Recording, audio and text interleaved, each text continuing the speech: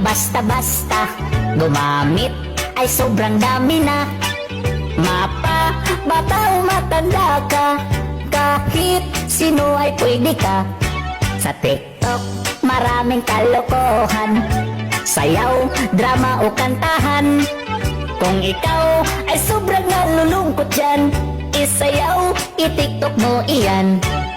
Sa TikTok, hindi lamang lahat kasiyahan, pwede din itong gawin mong pagkakakitaan. Pag ika'y nag-add to shop o nag-affiliate, o di kaya nag-live at may nagbigay ng gift. Kaya, what are you waiting for, Inday? Laban sa hirap ng buhay.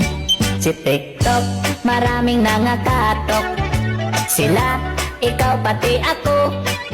Basta, free time kunting diskanso, mag-TikTok habang walang amo. Si TikTok, hindi namimili kung may tsura kapag hindi. Ang importante, ang iyong content ay di makalabag sa kanyang guidelines. Para iwas warning, para iwas banning, para iwas crying. Pagkat si TikTok ay stricto sa mga lumalabag nito.